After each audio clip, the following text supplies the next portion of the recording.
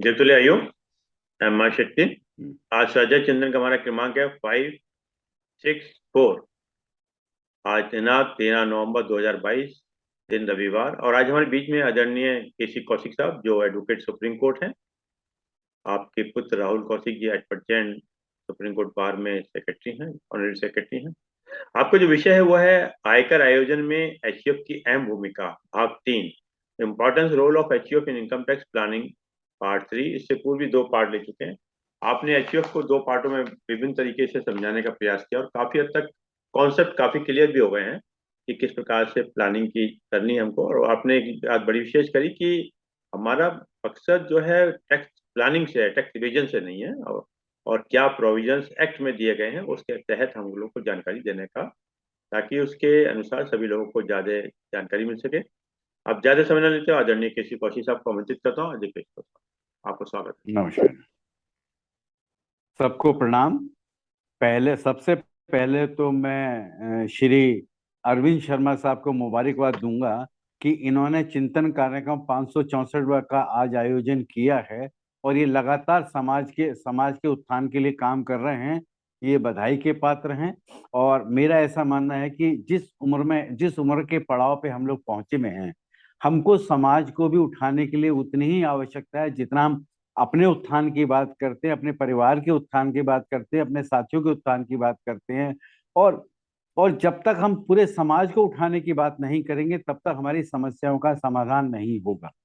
मेरा ऐसा मानना है कि एचयूएफ को, जो मैं बार बार कहता हूं कि एचयूएफ के फायदे ज्यादा हैं, नुकसान कम है, उसका बेसिक कंसेप्ट क्या है, हमको ये समझना चाहिए कि ये जो हमारे पूर्वज थे, हमारे जो बुजुर्ग थे, उनका एक संगठित परिवार का कंसेप्ट था। उस परिवार में जो है ना, एचयूएफ को हम उसी उसी में देखते हैं। एक जो है ना, संयुक्त परिवार की परिभाषा में आता है। हमारे आप सुनेंगे कि हमारे यहाँ एक परिवार में एक मुखिया होता था। वो मुखिया एक एक कमाता था, अब पूरा परिवार उसको खाता था। उसमें उनकी पत्नी भी होती थी, उनके बच्चे भी होते थे, उनके भाई भी होते थे, उनके भतीजे भी होते थे। लेकिन हमने अपने समय में, अब मेरी जिस आयु पे मैं आ गया हूँ, इस आयु पे मैंने ये महसूस किया है कि धीरे धीरे परिवार का विघटन होता जा रहा है, जो समाज के हित में नहीं है। समाज को हमको यदि यूनाइट करके चलना है, तो हमको हमको संगठित होके चलना पड़ेगा। जब हम छठी छठी छठी क्लास में पढ़ते तो हमने एक इंग्लिश का एक सेंटेंस पढ़ा था, एक यूनिटी जे स्टैंड। तो यूनिटी जे स्टैंड का जो बेसिक कंसेप्ट है, चाहे वो परिवार है, चाहे वो समाज है, किसी भी जगह आप देख लीजिए कि संगठन में शक्ति होती है। आप संगठन की बात करेंगे, जो पॉलिटिकल पार्टी है वो भी एक संगठन ही है। जिस पॉलिटिकल पार्टी में हर आदमी अपने को नेता मानने लगता है, उस पार्टी का जल्दी जल्दी ही जो है ना, एक डिक्लाइन शुरू हो जाता है। इसलिए आपको एक को ही लीडर मानना होता है, एक को ही अपने परिवार का मुखिया मानना होता है। तो एचयूएफ का जो कंसेप्ट है वो इसी पर आधारित है। और हमने जो पहले 2 एपिसोड किए उस पर तब भी हमने ये बात कही थी, आज भी हम उस बात को रिपीट कर रहे हैं कि हमारा हमारा उद्देश्य टैक्स इवेजन नहीं है। यदि किसी के दिमाग में ये गलतफहमी हो, कुछ होता है, समझता हो कि हम जो है टैक्स इवेजन की बात कर रहे हैं, तो ये बिल्कुल गलत है, उनकी बिल्कुल गलत धारणा है।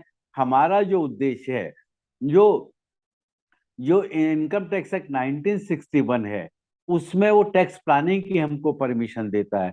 जब वो टैक्स प्लानिंग की हमको परमिशन देता है, तो हम जो कानून के अंतर्गत आते हुए, यदि हम एचयूएफ का क्रिएशन कर लेते हैं, और एचयूएफ के क्रिएशन करने के बाद एचयूएफ को एक अलग एंटिटी बना लेते हैं, तो हमको कानूनी मान्यता देता है। पहले हमको सबको ये समझना चाहिए कि हम लोग एक टैक्स प्लानिंग की बात कर रहे हैं, हम किसी टैक्स इवेजन की बात नहीं कर रहे हैं। बार बार हम लोग यही कहते आते हैं, हमने कुछ श्रोताओं के वर्ड वर्ड सुने कि साहब, हमें तो ये बताया जाता है कि साहब टैक्स इवेजन के लिए हम लोग एचयूएफ बनाते हैं, या लोग बनाते आए हैं, या लोग सलाह देते हैं। ये तीनों धारणा ही गलत है। यदि किसी के दिमाग में ये सब बातें हैं, तो उनको अपने दिमाग से वो बातें निकाल देनी चाहिए। उनको हम जो ये कार्यक्रम चला रहे हैं, या अरविंद जी जो कार्यक्रम चला रहे हैं, हमारा उनके लिए है, सिर्फ जो टैक्स प्लानिंग में विश्वास करते हैं, जो हिंदुस्तान के, जो हमारा हमारा हमारे हिंदुस्तान के उत्थान के लिए इनकम टैक्स के अपना अपना प्रॉपर इनकम टैक्स देता है। लेकिन उस इनकम टैक्स को देने के साथ साथ, यदि हमारा जो इनकम टैक्स एक्ट 1961 है उसके मातहत रहते हुए यदि हमको टैक्स प्लानिंग की परमिशन देता है और हम टैक्स प्लानिंग कर सकते हैं, तो हमको टैक्स प्लानिंग जरूर करनी चाहिए। ऐसा मेरा व्यक्तिगत विचार है, और ऐसा ही मैं सब श्रोताओं को अपनी तरफ से ये बताना चाहता हूं। यदि किसी श्रोता को कोई इसमें जरा सा भी भ्रम हो तो वो हमसे सवाल कर सकते हैं, हमसे पूछ सकते हैं। हम फिर ये रिपीट करते हैं कि हम टैक्स प्लानिंग की बात कर रहे हैं, हम टैक्स इवेजन की बात नहीं कर रहे हैं। अब ये बात आती है जो संगठित परिवार हैं, पहले संगठित परिवार होते तो अब संगठित परिवार क्यों नहीं हो सकते? आपने देखा होगा कि जैसे जैसे न्यूक्लियस फैमिली आती जा रही हैं, वैसे जैसे परिवारों में तनाव बढ़ता जा रहा है, स्ट्रेस बढ़ता जा रहा है, दुनिया भर की प्रॉब्लम्स आती जा रही हैं। यदि हम संगठित परिवार रखेंगे और संगठित हम बिजनेस करेंगे या हम अपना प्लानिंग करेंगे, तो हमको हमको अपने को आगे उत्थान करने के लिए, एक दूसरे को बढ़ाने के लिए हम बहुत बहुत कुछ कर सकते हैं। हमारे परिवार में ऐसे लोग भी हो सकते हैं कि जो हम एजुकेटेड हैं, या जितना हम धन से संपन्न हैं, या आदि आदि चीजें हैं, तो हम जो बाकी हमारे परिवार के लोग हैं उनको भी हम आगे बढ़ाने में मदद कर सकते हैं। इस कंसेप्ट को देखते हुए हमको टैक्स प्लानिंग करनी चाहिए। अब ये बात आती है कि साहब आखिर एचयूएफ होता क्या है? जब पहले तो आपको एचयूएफ बनानी है, जब आप अपनी एचयूएफ बना लेंगे तभी तो उसकी टैक्स प्लानिंग की बात करेंगे आप। तो एचयूएफ आपको क्रिएट करने के लिए जो कंसेप्ट है, वो बेसिक कंसेप्ट ये है कि जिस दिन आपकी शादी हो जाती है उसी दिन आपकी एचयूएफ बनाने के लिए आप अधिकारी हैं। ये भ्रांति है, ये लोगों के दिमाग में गलत बात है कि साहब जब हमारे परिवार में हमारी शादी के बाद जो हमारे यहाँ लड़का पैदा होगा तभी हम एचयूएफ बना सकते हैं। ये धारणा बिल्कुल गलत है।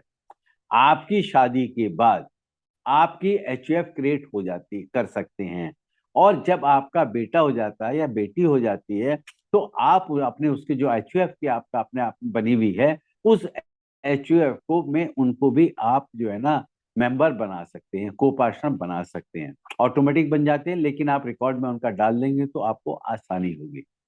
अब ये बात आती है कि साहब मान लीजिए मेरा नाम केसी कौशिक है, मेरे को अपनी एचयूएफ बनानी है, तो आखिर अब मैं अपनी एचयूएफ बनाऊंगा?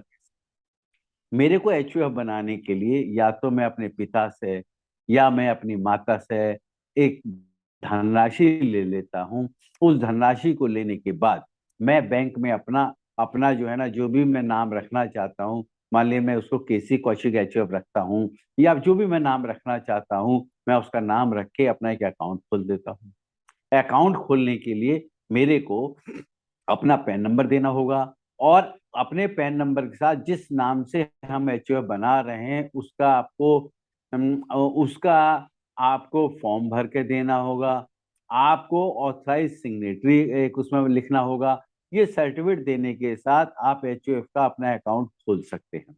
लेकिन एचयूएफ के अकाउंट खोलने के लिए सबसे पहले ये कि मैं अपना पैसा लेके जाऊंगा और उस अकाउंट में जमा करने की कोशिश करूंगा, मेरी एचयूएफ क्रिएट नहीं होगी। एचयूएफ हमारी जब क्रिएट होती है, मेरे को अपने पिता से पैसा लेना होगा, या अपनी माता से पैसा लेना होगा, या अपने परिवार के किसी और से लेना होगा। पहला जो पैसा आएगा वो उन्हीं से आएगा, उसके बाद ही हम अपना अकाउंट खोलेंगे। और जब हम अकाउंट खोलेंगे तो हमारा जब अकाउंट खुल जाएगा तो उस अकाउंट में आपका जो पैन नंबर है, वो जो भी आप अकाउंट अकाउंट आप एचयूएफ का खोलते हैं उसमें आपको एक अलग से एंटिटी बन जाएगी। जो इनकम टैक्स एक्ट है, इनकम टैक्स हमको दो दो तरह से अलाउ करता है। पहला, मेरा इंडिविजुअल, यदि मैं बिजनेस कर रहा हूं तो अपना इंडिविजुअल नाम से बिजनेस कर सकता हूं। दूसरा, यदि मैं एचयूएफ में बिजनेस करना चाहता हूं तो एचयूएफ में बिजनेस कर सकता हूं। तीसरा मेरा यह है कि मैं पार्टनरशिप में बिजनेस करना चाहता हूं तो पार्टनरशिप में बिजनेस करता हूं। चौथा यह है कि मैं प्राइवेट कंपनी बना रहा हूं तो प्राइवेट कंपनी बना के अपना बिजनेस कर सकता हूं। जो प्राइवेट कंपनी बना से आजकल तो सिंगल डायरेक्टर का भी प्रोविजन आ गया है, जो नया कंपनीज एक्ट आया है। और चौथा होता है, हमको बड़ा बिजनेस करना है तो हमको पब्लिक लिमिटेड कंपनी बना के हम बिजनेस कर सकते हैं। तो जो छोटा बिजनेस करना चाहते हैं और हम क्या नाम है एक एचयूएफ यदि खोल के हम एचयूएफ का भी बिजनेस करना चाहते हैं, तो हमारे दो तरह के असेसमेंट होंगे। एक मेरा इंडिविजुअल अकाउंट में असेसमेंट होगा, एक मेरा एचयूएफ में होगा। जो मैं अपना अपना जो बिजनेस इंडिविजुअल में कर रहा हूं उसका मेरा इंडिविजुअल अकाउंट में जाएगा। जो मेरा एचयूएफ में मैं बिजनेस कर रहा हूं वो मेरा एचयूएफ में बिजनेस जाएगा। अब मान लीजिए, जैसे मैं आपको एक एग्जांपल देता हूं, मान लीजिए एक डॉक्टर है।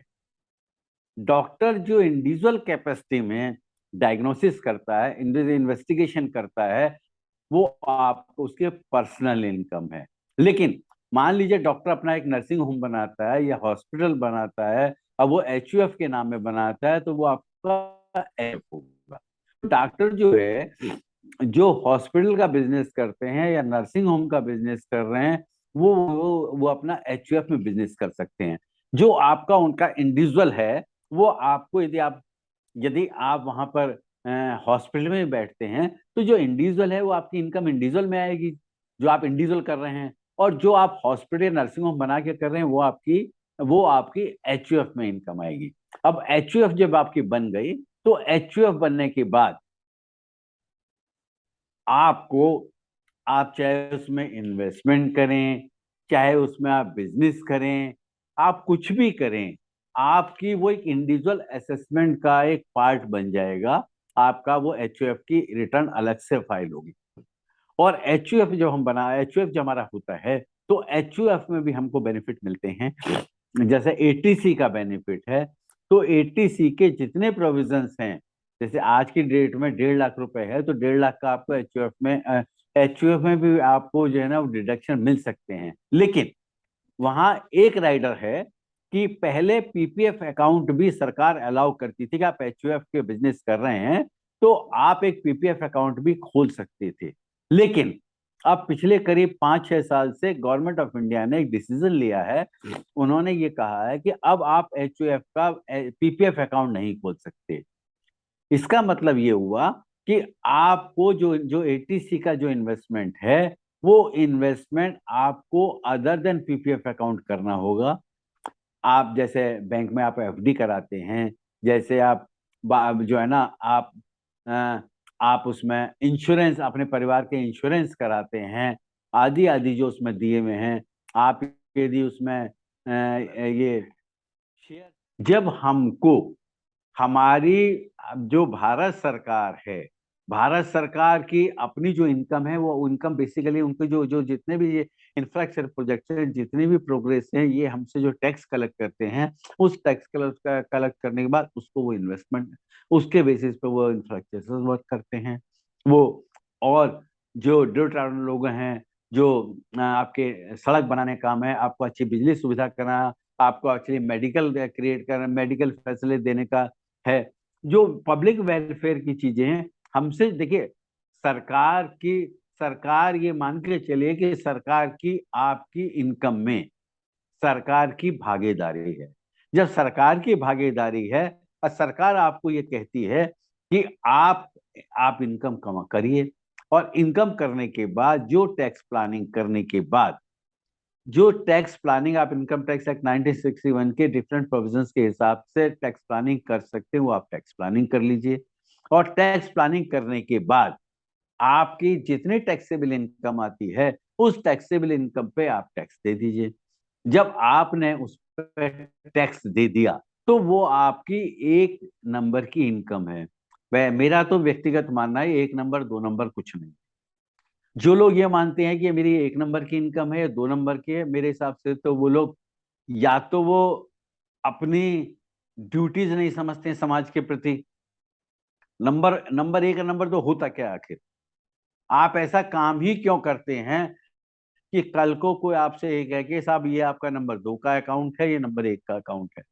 मेरे को यदि अपना बिजनेस कर रहा हूं और मैं अपने बिजनेस में एक सरकार की जो मेरी जो जवाबदेही सरकार के प्रति है, उस जवाबदेही के हिसाब से मेरे को टैक्स देना चाहिए। जब मेरे अकाउंट्स खुली किताब है, तो मैं आराम से नींद रात को सोऊंगा। जितने लोग हैं जो स्ट्रेस के शिकार हैं, जो डिफरेंट चीजें, डिफरेंट बीमारियों के शिकार हैं, चाहे वो मानसिक बीमारियां हैं या शारीरिक बीमारी हैं, वो सारी इस बात से ग्रसित हैं, रीजन कर लें। मेरा मेरा एज ए प्रोफेशनल ये मानना है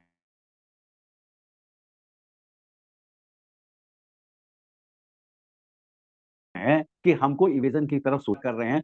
पहले पहले पहले चिंतन में भी हमने यही बात कही थी, आज भी हम यही बात कह रहे हैं कि एचयूएफ की अहम भूमिका टैक्स प्लानिंग में बहुत जरूरी है, और उसमें बहुत जरूरी है। तो हम जब प्लानिंग कर सकते हैं, सरकार हमको वो अथॉरिटी देती है, हमको इनकम टैक्स एक्ट 1961 हमको वो राइट्स देता है, तो हम आखिर उसको क्यों नहीं इस्तेमाल करना चाहते हैं।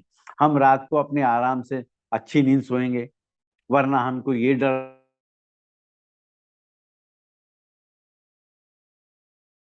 लगा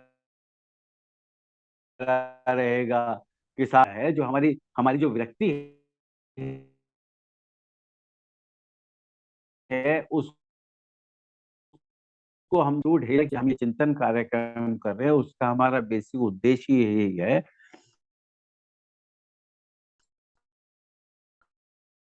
किसी को ये उद्देश्य नहीं है डराना, धमकाना या ये भयभीत करना।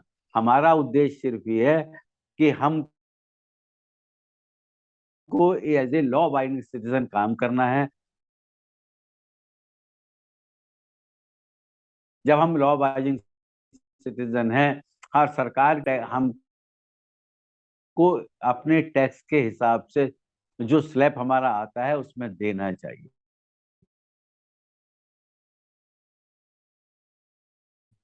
एक मेरा प्रोफेशनल एक इनकम है, एक मेरी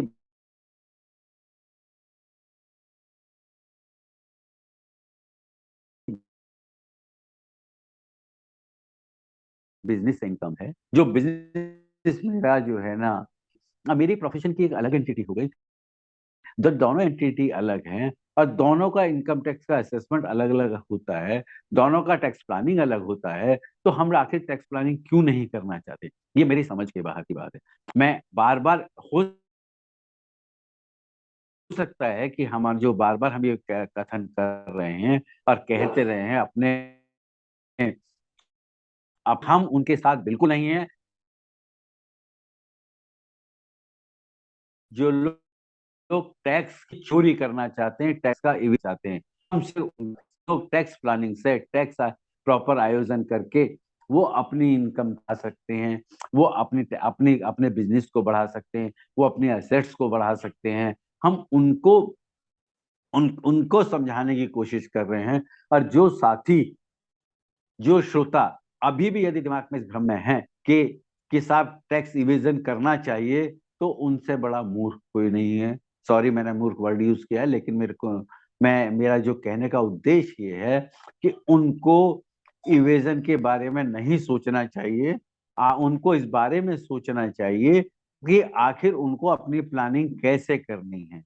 अब हम आते हैं कि पहले हमने बनाया कि जब आपकी एचयूएफ आपकी क्रिएट हो गई, तो एचयूएफ में नॉर्मली क्या होता है, आप हस्बैंड और वाइफ हो गए, हस्बैंड और वाइफ के अलावा आपके जो बच्चे हैं वो उसमें हो गए। और वो होने के बाद आपको आपको ये बात ध्यान रखनी चाहिए कि जब आपकी एक एचयूएफ बन गई है और एचयूएफ की जो आपकी एसेट्स बन गई हैं या एचयूएफ का जो आप बिजनेस कर रहे हैं, तो वो आप बिजनेस आराम से करिए। एचयूएफ जब हम बना लेते हैं, एचयूएफ में जो बिजनेस करते हैं, उसमें मेरा मेरा व्यक्तिगत मानना ये है कि हमको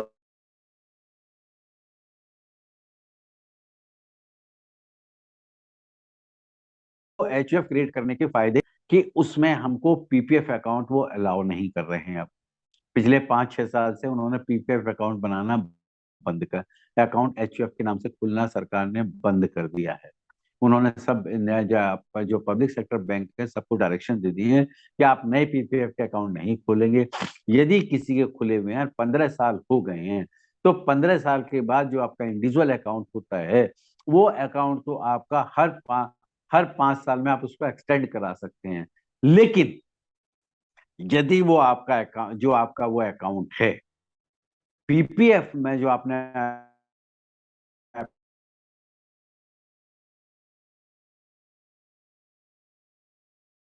पीपीएफ को एचयूएफ का खत्म कर दिया, ये हो गया। दूसरा क्या इसमें एक कमी है, एक कमी तो ये मैंने आपको बताया। दूसरी कमी इसमें जो है वो ये है कि अक्सर ऐसा देखा गया है कि बैंक जो है लोन देने में थोड़ी सी कंजूसी करते हैं या आपसे थोड़ी सी ज्यादा डिटेल मांगते हैं, जो इंडिविजुअल के केस में कम मांगते हैं। वहां आपको भयभीत होने की आवश्यकता नहीं है, आपको अपने राइट्स के लिए जागरूक होने की आवश्यकता है। आपको आपकी बैलेंस शीट यदि प्रॉपर है, ऑडिटेड बैलेंस शीट है, तो आपको बैंक भी लोन देने के लिए मना नहीं करेगा। लेकिन अक्सर ऐसा देखा गया है कि जब आपको लोन नहीं देना होता है तो वो ये कहते हैं साहब एचयूएफ का अकाउंट है आपका, तो हम इस लफड़े में नहीं पड़ेंगे, हम आपको नहीं देंगे। लेकिन कानून इस बात की मान्यता नहीं देता है। कानून ये देता है कि जब आप एक लीगल एंटिटी हैं, जब आपने अपनी एचयूएफ क्रिएट कर रखी है, जब आप अपनी प्रॉपर इनकम टैक्स की रिटर्न दाखिल कर रहे हैं, तो आपको बैंक भी लोन देने के लिए मना नहीं करेगा या कर सकता है। लेकिन आपको थोड़ा बहुत का सामना करना पड़ सकता है। आपको लोन सैंक्शन करने के टाइम पे आनाकानी करे या उसको डिले करे, उसमें आपको घबराने की कोई आवश्यकता नहीं है। यदि आपको मैनेजर जो है वो आपकी बात नहीं समझ पा रहा है, क्योंकि हो क्या रहा है, जो मेरा अपना अनुभव कहता है, अब मेरी आयु करीब 70 साल में क्रॉस कर चुका हूँ। मेरा जो व्यक्तिगत एज ए प्रोफेशनल, मेरा जो 40 साल से ज्यादा का जो एक्सपीरियंस कहता है कि जिंदगी में तरक्की उन्हीं लोगों ने किया है जिन लोगों ने स्ट्रगल किया है, जिन लोगों में लीडरशिप क्वालिटी है, जिन लोगों में आगे बढ़ने की क्वालिटी है, वही आगे प्रोग्रेस करते हैं। आप इसको अन्यथा ना लें, लेकिन मैं बीच में एक बात कहना चाहूंगा कि मैं एक सेल्फ मेड व्यक्ति हूँ। मैं मेरठ का पढ़ा हुआ हूँ। मेरठ से मैंने बीएससी किया, मेरठ से मैंने एलएलएम किया। जब मैं एलएलएम कर रहा था तो उस टाइम मैंने ये महसूस किया कि साहब जिला कचहरी के लिए मैं अपने को उपयुक्त नहीं पाता हूं कि मैं जिला कचहरी में वकालत कर पाऊं। ईश्वर की कृपा रही कि मैंने एलएलएम करने के बाद मेरठ छोड़ दिया। मैंने सुप्रीम कोर्ट का दरवाजा खटखटाया। सुप्रीम कोर्ट का दरवाजा खटखटाया तो सुप्रीम कोर्ट में मैंने आके स्ट्रगल किया, और जब मैंने स्ट्रगल किया तो तो ईश्वर का मेरे पे कृपा रही, आप लोगों की शुभकामनाएं रही। मैं सुप्रीम कोर्ट बार का 4 बार जनरल सेक्रेटरी रहा। और आपको इस बात की खुशी होनी चाहिए और आपको अपने को गर्व महसूस करना चाहिए कि मैं एक ऐसा व्यक्ति हूं जो 130 करोड़ की जनता में, जो भारत सरकार ने जिसको एडिशनल सॉलिसिटर ऑफ इंडिया भी बनाया। अब आप ये बात बताइए कि जब मैं दिल्ली में, जब आप हम वकालत सुप्रीम कोर्ट में करते हैं, जहां सुप्रीम कोर्ट में जो है ना पूरे हिंदुस्तान से वकील आते हैं, और ये मान्यता, ये पुराने लोग ये कहते आए थे कि साहब सुप्रीम कोर्ट जो है ना वो डोमिनेटेड है आइदर बाय साउथ इंडियंस और बाय महाराष्ट्रियन। उसका रीजन क्या था? उसका रीजन ये था कि जो हिंदी बेल्ट के बच्चे पढ़े सुप्रीम कोर्ट में आते हैं, उनका अंग्रेजी में हाथ तंग होता है, लेकिन उनको उनको काम करने का जुनून होता है। जब उनको काम करने का जुनून होता है तो हिंदुस्तान में वो कहते हैं फिटेस्ट टू सर्वाइव। जब आप फिटेस्ट हैं और आपको अपने पे कॉन्फिडेंस है तो आपको आपको ईश्वर भी मदद करता है। आपको आगे आपके काम बनते चले जाते हैं। लेकिन जाते हैं चालू कर दिया है कि साहब इंजीनियरिंग की पढ़ाई और मेडिकल की पढ़ाई हिंदी में भी होगी। और अभी हमारे जो भारत सरकार के गृह मंत्री हैं, अभी 2-3 दिन पहले उधर साउथ में गए थे, तो वहां उन्होंने अपने विचार रखे साहब कि डॉक्टरों की पढ़ाई और इंजीनियर्स की पढ़ाई तमिल भाषा में भी होनी चाहिए। मैं हमेशा ये कहता हूं कि जिस भाषा में आपको अपने विचार व्यक्त करने कर सकते हैं प्रॉपर, चाहे वो हिंदी है, चाहे वो इंग्लिश है, जो भी भाषा है, आप अपने विचार उसमें रखिए। आपको चाहे आपका इनकम टैक्स ऑफिसर है, चाहे आपका कमिश्नर है, चाहे आपका ट्रिब्यूनल है, चाहे आपका हाई कोर्ट है, चाहे आपका सर्वोच्च न्यायालय है, यदि आप ये कहते हैं साहब हम हिंदी में, चूंकि हिंदी जो है ना एक शेड्यूल भाषा है, जो हमारा संविधान है, संविधान में जो है ना भाषा, जो भाषाएं हैं शेड्यूल भाषाएं, उनमें हिंदी को भी स्थान दिया गया है। ये अनफॉर्चुनेट है कि इतने साल आजादी के बावजूद भी अभी तक हम लोग अंग्रेजी में बात करने में अपने को गौरवान्वित समझते हैं। हिंदी में बात करने में हम लोगों को अभी भी थोड़ी सी दिक्कत महसूस होती है। यही लगता है कि आप उसको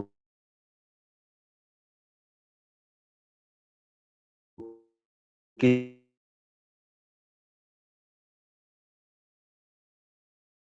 इसी तरह समझते हैं कि हीनता इनके इनके साथ ये जो भी इनसे जुड़ता है वो हिंदी में ही धारा प्रवाह से अपना अपने विचार देता है।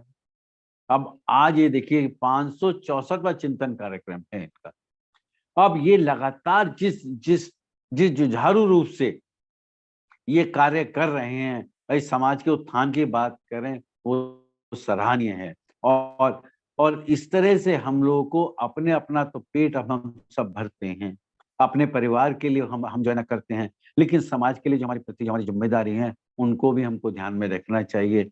हमको समाज को जागरूक करने के लिए ही मैं मेरे को भी इन्होंने ये अवसर ये लगातार देते आ रहे हैं कि हम इनकम टैक्स की बात भी कर रहे हैं, हम कंज्यूमर प्रोटेक्शन एक्ट की भी बात कर रहे हैं, हम वसीयत की भी बात कर रहे हैं, हम डिफरेंट सब्जेक्ट्स पे लोगों को जागरूक करने की कोशिश कर रहे हैं। अब जैसे मैंने अभी क्या नाम है, आज मैं दिन में श्री अरविंद शर्मा जी से बात कर रहा था, तो अभी एक सुप्रीम कोर्ट का निर्णय आया है कि सर्वोच्च न्यायालय की जो संविधान पीठ है, उन्होंने निर्णय दिया है कि जो ईडब्ल्यूएस है, उनको भी 10% कोटा मिलेगा। ये झगड़ा ये चल रहा था कि सुप्रीम कोर्ट के जो पहले संविधान पीठ थी ने ये कहा था कि 50% से ज्यादा का रिजर्वेशन हम नहीं दे सके, ये मान्यता थी पहले। लेकिन अब जब भारत सरकार ने सरकारी नौकरियों में, प्राइवेट नौकरियों में आर्टिकल 15 और आर्टिकल 16 का 2019 में जो संशोधन किया, और संशोधन करने का कहा कि जो ईडब्ल्यूएस के जो बच्चे हैं उनको भी 10% का रिजर्वेशन मिलेगा, तो वो रिजर्वेशन चैलेंज हुआ था। उस रिजर्वेशन 10% का जो रिजर्वेशन था उसमें फर्दर क्लासिफिकेशन नहीं किया गया था। उसमें ये नहीं कहा किया गया था कि 10% से में भी जो शेड्यूल कास्ट है, शेड्यूल ट्राइब्स है, ओबीसी है, उनको भी फर्दर एक कोटा मिलेगा। ये चैलेंज हुआ था। इसमें 5 जजों में से जो फैसला आया है वो 3:2 की रेशियो का आया है। 3 उन्होंने इसको जो संविधान में संशोधन माना है उसको सही माना है। 2 का विचार ये है कि साहब ये जो है ये जो अमेंडमेंट आया है ये गलत आया है। अब सुप्रीम कोर्ट में ये होता है, और ये तो एक जग जाहिर है, समाज में भी बात है कि जहां मेजॉरिटी होती है उसको मान्यता होती है। आज की डेट में जो ईडब्ल्यूएस के बच्चे हैं, वो ब्राह्मण परिवार के हैं, वो वैश्य परिवार के हैं, वो किसी और जाति के हैं जो किसी कोटे में नहीं आते हैं, तो उनको भी यदि उनका समाज से यदि वो उस तरह से उतने सक्षम नहीं हैं, तो उनको भी 10% का कोटा मिलेगा। 10% का कोटा सरकारी में भी, चाहे वो आपका एजुकेशन है, चाहे वो नौकरी है, आदि आदि में भी उनको रिजर्वेशन का बेनिफिट मिलेगा। तो मैंने अरविंद जी को निवेदन किया था, और आप लोग यदि सब अप्रूव करेंगे तो हम एक दिन उस पे भी अपनी एक टिप्पणी रखेंगे। सर्वोच्च न्यायालय का जो जो आया है, हो क्या रहा है कि हिंदुस्तान को आजाद हुए 70 साल से ज्यादा हो गए, लेकिन अभी भी हम हर 10 साल में हम रिजर्वेशन को बढ़ाते जा रहे हैं। जब हम रिजर्वेशन को बढ़ाते जा रहे हैं, तो ये जो अंबेडकर साहब ने उस टाइम भी कहा था कि इसको लिमिटेड टाइम के लिए रखना चाहिए, इसको नहीं बढ़ाना चाहिए। अब ये बात आ रही है जब हर साल पॉलिटिकल रीजन, जो मेरा मानना है वो पॉलिटिकल रीजंस की वजह से ये जो बार बार ये बढ़ता आ रहा है, उसमें समाज में कुछ समस्याएं आ रही हैं। उन समस्याओं को मद्देनजर रखते हुए ही ऐसा मेरे को लगता है कि सरकार ने इसका बाया मीडिया निकाला, चूंकि वेलफेयर स्टेट है, डेमोक्रेटिक कंट्री है, सरकार ने इसका बाया मीडिया ये निकाला है। तो मेरा जो कहना है कि मैंने जो मतलब विषय को मैंने थोड़ा सा इस तरह से इसलिए बढ़ाया है कि हम पहले 2 चिंतन इस पे खाली एचयूएफ की प्लानिंग पे कर चुके हैं। अब मैं इसको कट शॉर्ट करके उसी पे दोबारा मुद्दे पे आ जाता हूँ कि पहले हमको एचयूएफ क्रिएट कैसे करना है, हम अपनी एचयूएफ क्रिएट कर सकते हैं। मैंने आपको वो एक्सप्लेन किया। दूसरा मैंने आपको एक्सप्लेन किया कि आप अपना पहले आप अपने पिता से, माता से या किसी परिवार के क्लोज रिलेशन से आप पैसा लेके आप एक अकाउंट खोल लीजिए। आप जो अकाउंट खोलेंगे तो अकाउंट आजकल तो वो जो है ना पैन नंबर मांगते हैं, तो आपके पैन नंबर के साथ वो अकाउंट खुल जाएगा। आप इनकम टैक्स में अप्लाई कर दीजिए। इनकम टैक्स में अप्लाई करने के बाद जो आपका एचयूएफ अकाउंट खुला है, वो आप उसमें उसके लिए अप्लाई करें। जब आपका पैन नंबर वो आ जाए, तब आप उसको पैन नंबर को अपडेट करा दीजिए।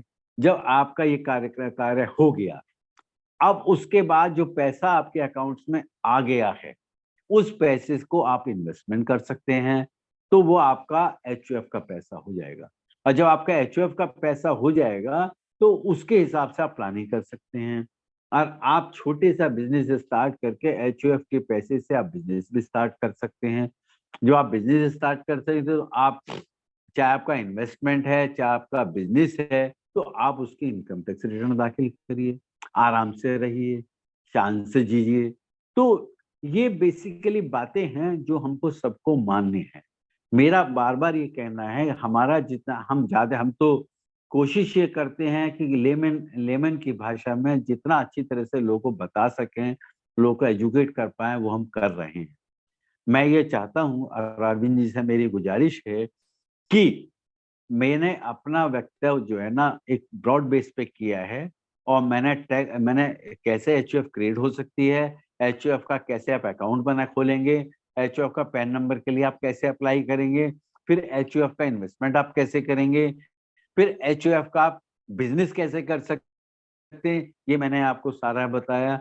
एचयूएफ में आप प्रॉपर्टी खरीद भी सकते हैं, आप एचयूएफ में शेयर भी खरीद सकते हैं। सिर्फ सिर्फ आपको जो मैंने महसूस किया है, मेरा जो एक्सपीरियंस है, वो ये कहता है कि सिर्फ आपको 2 जगह प्रॉब्लम आती है। एक तो आप किसी के बेनिफिट में पीपीएफ अकाउंट नहीं खोल सकते। दूसरा, कोशिश ये करते हैं नेशनलाइज्ड बैंक कि आप जब पीपीएफ जब आप एचयूएफ के नाम से बिजनेस कर रहे हैं, तो वो आपको थोड़ा-सा ज़्यादा परेशान करते हैं कि आपको साहब एचयूएफ में हम जो है लोन नहीं देंगे। जबकि कानूनन कहीं बार नहीं है। आप जब कानूनन बार नहीं है, तो उनको आपको लोन तो देना ही पड़ेगा। लेकिन वो कोशिश करते हैं, वो शॉर्टकट मारते हैं। या तो उसका रीज़न ये हो सकता है कि देखिए, समाज में करप्शन तो है ही है। इस करप्शन को हम ये नहीं मान सकते कि समाज में करप्शन नहीं है। जब करप्शन है, तो वो आपसे सुविधा शुल्क लेने के भी आपको ये भ्रमित कर सकते हैं। इसलिए देखिए, आपको अपनी बात को मनाने के लिए, अपने कार्यक्रम को आगे बढ़ाने के लिए आपको निडर होना चाहिए। अब मेरा मानना ये है कि जितना आप साफ-सुथरा काम करेंगे, उतना ही समाज के लिए आप समाज को उत्साहन में अपना योगदान देंगे, और आप रात को आराम की नींद सोएँगे। जब आप आराम की नींद सोएँगे, तो आपका शरीर भी ठीक रहेगा।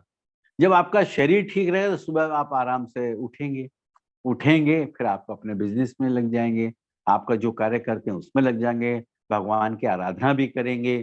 तो मेरा मानना ये है कि ये जो 2 आपको अकाउंट रख सकते हैं, आप जब एक अपना इंडिविजुअल रख सकते हैं, एक आप एचयूएफ रख सकते हैं, तो आप बजाय इसके कि आप विज़न के लफड़े में पड़ें या दिमाग में ये भ्रांति पैदा करें कि साहब ये एचयूएफ टैक्स इवेज़न के लिए होता है, ये बिल्कुल भ्रांति है।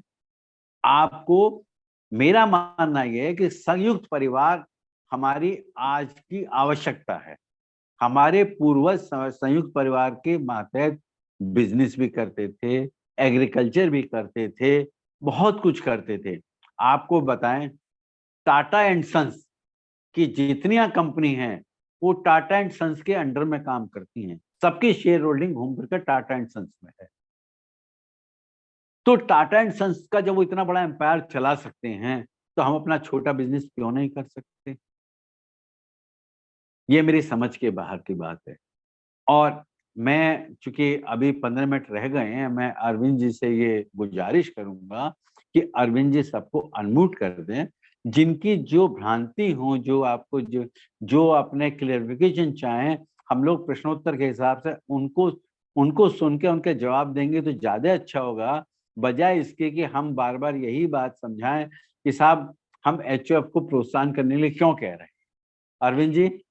जी जी, हाँ मैं अभी सबको अनम्यूट कर देता हूँ और किसी का कोई प्रश्न हो पूछ सकते हैं। जी। और फिर अंत में दो शब्द आदरणीय प्रोफेसर डॉक्टर आर के काला साहब धन्यवाद के रूप में देंगे, अगर किसी का कोई प्रश्न नहीं बनता है तो। मैंने सबको अनम्यूट कर दिया सर, आप भी सर खोल लीजिएगा। जी सर, ये सभी लोगों को बता दिया है और आज मैं समझता हूँ 3 पार्ट में सारे कॉन्सेप्ट क्लियर हो जाना चाहिए कि एचयूएफ कौन बना सकता है, किस प्रकार से बन सकता है, पीपीएफ अकाउंट नहीं खुल सकता, एचयूएफ का पार्टीशन किस प्रकार से होगा, पति पत्नी बन सकते हैं या नहीं बन सकते हैं, विदेशों में एचयूएफ की मान्यता नहीं है। आदरणीय कौशिक साहब, जो टैक्स प्लानिंग का हिस्सा है एचयूएफ में, उसको आपने बड़े अच्छे तरीके से एक्सप्लेन किया है। और आप जैसे मैच्योर्ड आदमी का, मैच्योर्ड व्यक्तित्व का इस तरह से हमको सलाह मिल पाना, जो विषय भी आपने लिए हैं, चाहे वो कंज्यूमर प्रोटेक्शन एक्ट पे लिया है या वसीयत पे लिया है या एचयूएफ के ऊपर लिया है, हमारे लिए सौभाग्य के बाद अरविंद जी की वजह से हम आपको सुन पा रहे हैं, वरना आपसे हमारा संबंध हो पाना संभव ही नहीं था।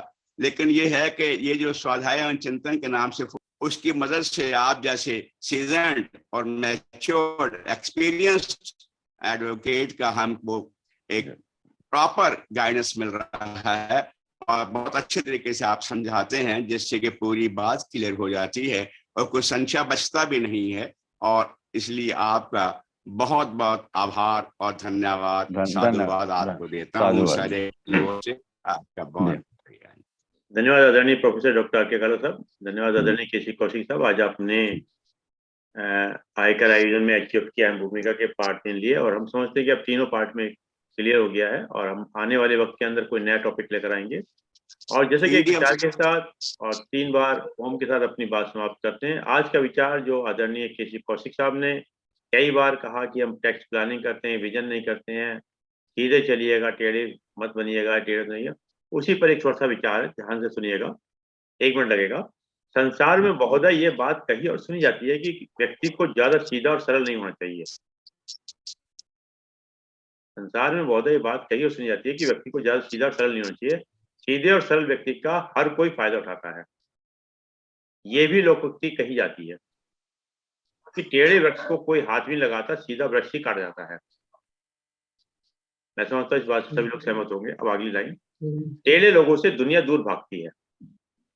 टेढ़े लोगों से दुनिया दूर भागती है, वहीं सीधों को परेशान किया जाता है। तो क्या फिर सहजता और सरलता का त्याग कर टेढ़ा हुआ जाए? नहीं। पर ये बात जरूर समझ लेना, दुनिया में जितना भी सृजन हुआ है वह टेढ़े लोगों से नहीं, सीधों से हुआ है। दुनिया में जितना भी सृजन हुआ वो टेढ़े व्यक्तियों से नहीं, सीधों से हुआ है। कोई सीधा पेड़ कटता है तो लकड़ी भी भवन निर्माण में या भवन श्रृंगार में उसी का ही काम आती है। वो सीधा पेड़ कटता है तो वही लकड़ी भी भवन निर्माण में, भवन श्रृंगार में उसी तरह काम आती है। मंदिर में भी जिस शिला में प्रभु को रूप प्रकट होता है वह टेढ़ी नहीं होती, वो सीधी शिला ही होती है। जिस बंसी के मधुर स्वर को सुनकर हम आनंद मिलता है वो भी किसी सीधे बांस के पेड़ से ही बनती है। सीधे लोग ही प्रभु के प्रिय होते हैं। तो आज का जो विचार कौशिक साहब ने जो दिया वो यही है कि अपना सरल रहो, सहज रहो, सजग रहो और सही सही तरीके से काम कीजिएगा। बहुत बहुत धन्यवाद। आइए 3 बार उनका उच्चारण करते हैं।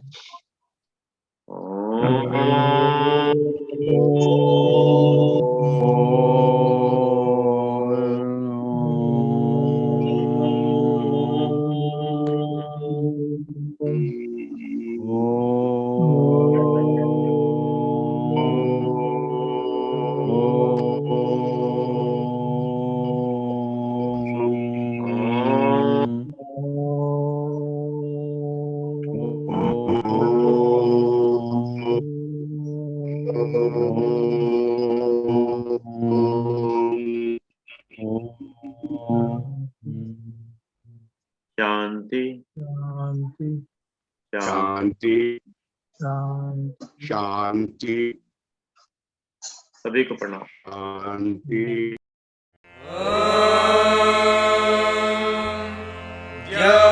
शान्तिरन्तरिक्षं